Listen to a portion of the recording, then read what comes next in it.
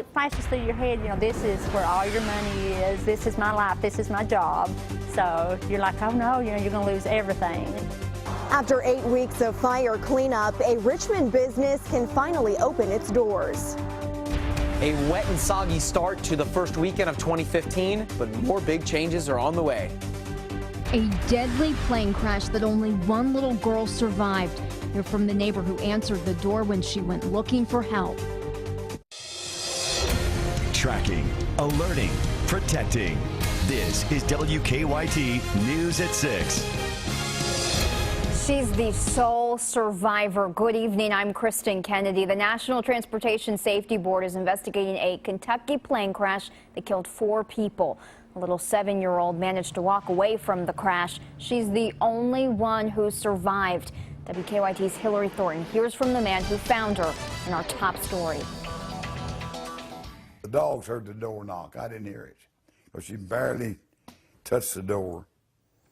And when I answered the door, a little girl about 7, 8 years old was standing there. She had blood on her face. Larry Wilkins says the sole survivor walked barefoot through dense woods for about 3/4 of a mile from the plane's wreckage to get to his doorstep. She said, Mom and Dad are dead.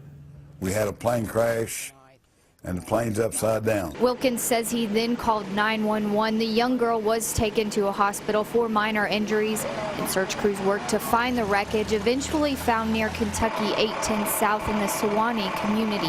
Walked through this dense forest and through some really tough terrain and some awfully poor weather conditions tonight. And survive this. I mean, it's just really a miracle. Kentucky State Police have identified the victims as Marty and Kimberly Gutzler, their 9-year-old daughter Piper, and her 14-year-old cousin Sierra Wilder. Folks who have been in aviation for many years say they are confident the NTSB's investigation will reveal what exactly caused the plane to go down. But until then, they say the one thing everyone can be certain of is that it is simply remarkable that the 7-year-old walked away. She was well taken care of by the good Lord, I say.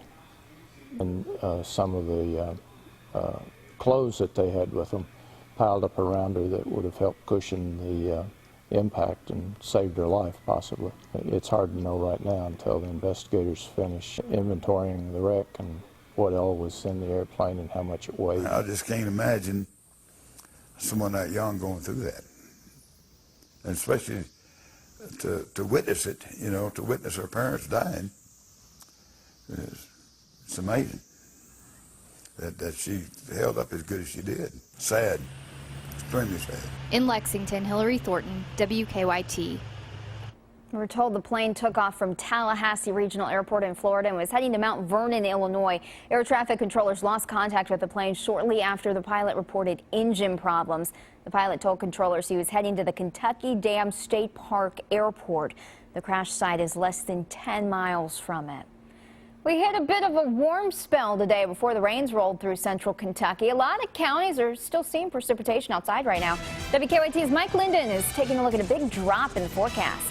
Well, that's right, Kristen. We are tracking a big drop on the way into tomorrow. But like you just mentioned, most counties are still seeing wet weather into this evening. Live First Alert Defender looking like a paint by number over the bluegrass right now, with plenty of wet weather still on the way. We're not done with this yet, and still dealing with more wet weather arriving from the southwest. You can see Bowling Green there in western Kentucky seeing a lot more wet weather working its way into the bluegrass. But to go along with all of this wet weather are some very strong winds, gusting up right now between about 20 and 30 miles per hour, and it's only going to get stronger, especially as a cold front forces all of that wet weather in as we head into your evening hours. Speaking of which, tonight should be right around 37 degrees, which if you compare that to 24 hours ago at this time, we were very mild, but those temperatures are bound to drop off into tomorrow, and even more so as we head into the afternoon and the next several days. You don't want to miss my full forecast because we are tracking quite an Arctic blast on the way the next few days. I'll show you how low we'll go coming up in about 10 minutes. Mike, thank you. Kentucky State Police say he led them on a high-speed chase. They spent the morning trying to track down a man through 2 counties. We're told the chase started late Friday after police got a report of a possible drunk driver. Troopers found Kenneth Stewart driving down Highway 127 in Anderson County. When they tried to pull him over, they say he sped off. They chased him to Frankfort, and that's when they blew out his tires. They finally caught up with him on Capitol Avenue. When they tried to arrest him, troopers say he tried to attack them. Stewart faces multiple charges. Police in Lexington have had their fair share of crashes to deal with today. They responded to more than 44 crashes. 5 of those did involve injuries. The first wreck happened around 9 this morning at Manna War and Pimlico Parkway. Police say a car swerved in front of another, causing one driver to crash into a utility pole. That driver went to the hospital with minor injuries. Around 10, police say a driver turned in front of an oncoming car on Winchester Road in Loudon. Crews did take one person to the hospital, also with non-life-threatening injuries. Also this morning, the driver of a semi-truck managed to walk away from a crash with no injuries. Police say around 10 this morning, a truck traveling too fast on the southbound ramp to New Circle Road near Versailles Road flipped. Police had to close that ramp for several hours to remove the truck. And in Scott County, crews rushed 2 people to the hospital after their truck flipped on I-75 near the 149-mile marker. Officers tell us around 2 this afternoon, a driver lost control of his truck, ran into a ditch and flipped. We're unsure of the extent of the driver and passenger's injuries. And in Franklin County, dozens of people are without a home tonight after a fire damaged an apartment complex. The fire broke out at apartments on Thistlewood Avenue in Frankfort around 8:30 last night. Firefighters think it started as a cooking fire, then spread to other apartments. They rescued 4 people from the balcony of one apartment. Dozens had to find somewhere else to stay last night. The American Red Cross did help 6 people find housing. A Madison County business owner forced to close up shop after a fire is reopening tonight. The fire damaged part of Janet Roberts' auction house back in November. WKYT's Whitney Wetzel talked to Roberts about how she's been preparing to get back to business. It happened on November 8th. There was a fire in the front part of the building, which is connected to me. 2 months ago, a fire destroyed Midway Old Kentucky Furniture on Berea Road. It also damaged part of Janet's auction house, which is on the back end of that building. You know, it flashes through your head, you know, this is where all your money is, this is my life, this is my job. So you're like, oh no, you know, you're going to lose everything. Flames stopped just short of the auction house, but Janet Roberts says there was some smoke and water damage. This is the area where that fire started. After 8 long weeks, they were able to clean up the damage, and now they can get back to business.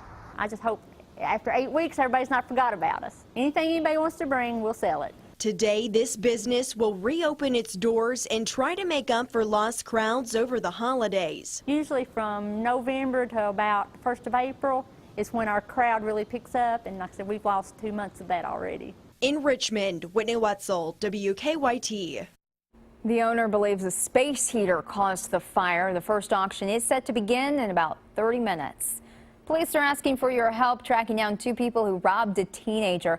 The 17-year-old victim, police tell us, was visiting family at the Raintree Apartments in Lexington on North Locust Hill. He was sitting near an outdoor pool when he says 2 men came up to him and demanded cash. They took his money and cell phone. Police say the robbers were armed. They do not have a description of them. A Lexington man is home safe tonight, hours after police issued a golden alert for him. Family members say Stephen Lind went missing this morning from his home on Swoonalong Court. We're told Lind does have dementia. We have an update for you on a story we covered earlier this week out of southern Kentucky. The Whitley County driver who hit and killed 2 horses on Highway 25 West tracked down the owner of the animals. Samantha Middleton says the impact totaled her van, and her insurance wouldn't cover the costs of the wreck unless she found the horse's owner. Middleton tells us she's grateful for viewers' help. 2 people in Laurel County are behind bars after a hit and run. Deputies arrested Charles Smith and Samantha Allen this weekend. We're told deputies found Smith near the crash site. They say they smelled alcohol on his breath. They arrested Allen for a warrant out of Knox County on a shoplifting charge. Both are in the Laurel County Detention Center.